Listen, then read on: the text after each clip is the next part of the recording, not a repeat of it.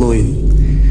Pinalaya nitong Sabado, February 28, si Norman Mangusin matapos siyang makapagpiyansa kaugnay ng kasong unjust vexation na isinampa laban sa kanya.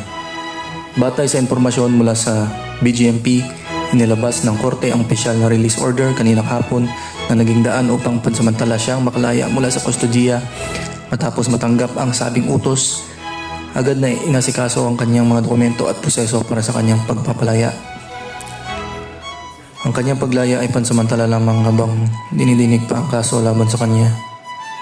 Nakasaad na nakatakda ang kanyang arraignment of pre-trial sa darating na Lunes ng umaga, March 2. Sa naturang pandinig, formal na iharap sa kanyang sakdal at bibigyan siya ng pagkakataong mapapasok ng kanyang plea o sagot sa akusasyon. Inaasahang magpapatuloy ang mga sumunod na pagdinig upang resolbahin ang kaso alinsunod sa itinakdang proseso ng batas. Eto, nagsalita na ang bida. Lights, camera, action. Magandang gabi po sa lahat.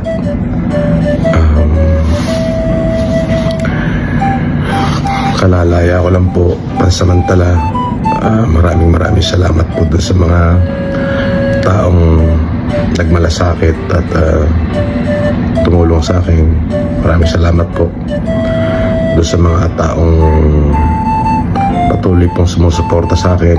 Maraming salamat po sa inyo.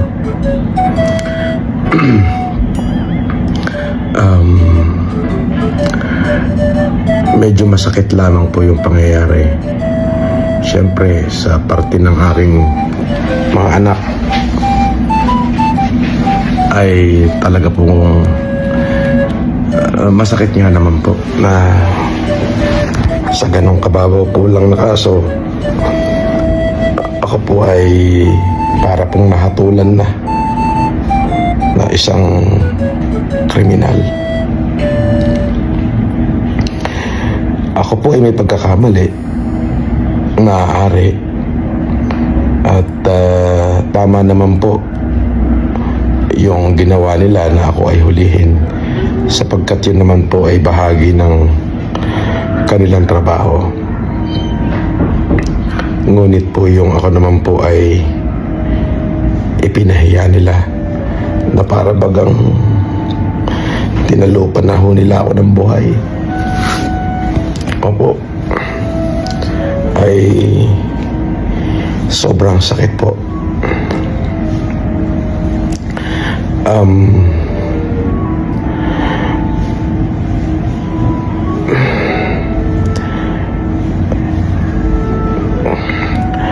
Para ho doon sa mga kapulisan, hindi na po ako magkakaso sa inyo. Pinagpapasa Diyos ko na lang ho.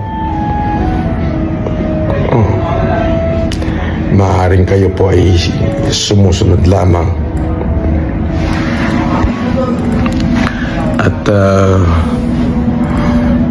dun sa PNP, kung ako po ay nakagawa ng pagkakamali dahil po dyan sa kumalat na litrato ng pagsusuot ng kung saan ako po ay nakasuot ng police uniform, humingi rin ho ako ng kapatawaran sa inyo kung sa tingin nyo po ay kalabisan at kawalang paggalang yung aking nagawa.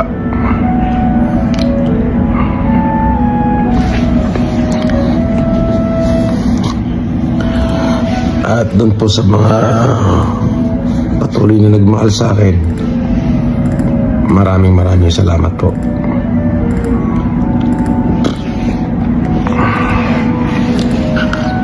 At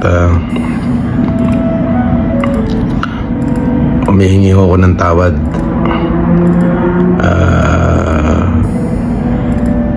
sa mga taong na-offend ko. Mahirap hong isuko ang karapatan. Yung karapatang mabuhay, yung karapatang tratuhin tama. Hindi ko siya kayang isuko salamat din ho dun sa nagsimpatya sa akin. Maraming salamat po.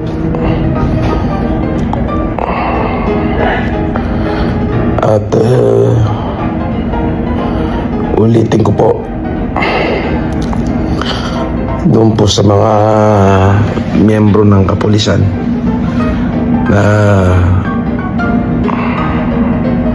naging kabahagi ho nung pagpapahiya ho sa akin. Hindi na po ako magsasampa ng demanda sa inyo. Pinatawad ko na ho kayo. At sa PNP po, kung kayo po ay sa tingin nyo nakalabisan ho yung aking ginawa doon sa nakumakalat na pagsusuot ko ng uniforme,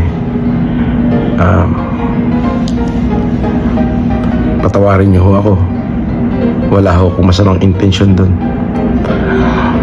At kung ano man ho yung karampatan na kaso o parusa na ipapataw nyo sa akin, ay haharapin at tatanggapin ko po. Para sa mga supporter ko, maraming salamat po sa inyo sa pagmamahal ho na pinakita nyo sa akin. Ako muna ho ay magpapahinga muna at talaga hong sobrang napagod po yung aking katawan. At hindi ko ho maipaliwanag yung nararamdaman kong kapaguran. Salamat po sa pagmamahal at pagsuporta. Yung patuloy kayong nandyan para sa akin, yun po ay napakalaking bagay. Yun lamang po. At maraming salamat po. Biglang bumait ang bida. Hintayin nyo, ilang araw babalik yan sa true form niya. Ngayon kakalaya pa kasi, kaya bait-baitan mo na. Nakulong! Totoo yun! Tanga! Nag-gobernador ako ng lahat ng gang doon. Ako yung gobernador. Nakuha mo? Alam mo yung gobernador? Commander! Teka, gaya ng sabi ko kanina, may hearing pa siya sa March 2, kaya baka nyo to. Di lang yan mga bossing, may nakahanda pang kaso man. Pero sa Jensan magpapile si Boss MP. Yes, Jensan. Let's go. Pero sa next video ko na pag-usapan natin to. So, ayun lang muna mga bossing. Maikling video lang muna sa ngayon. Nagbigay lang ako ng update. Abangan nyo ulit sa next video. Ito ang masarap kalaban, may tira. Yusek to eh. Yan ang gusto kong kalaban. Diyan nyo makikita sa FLM.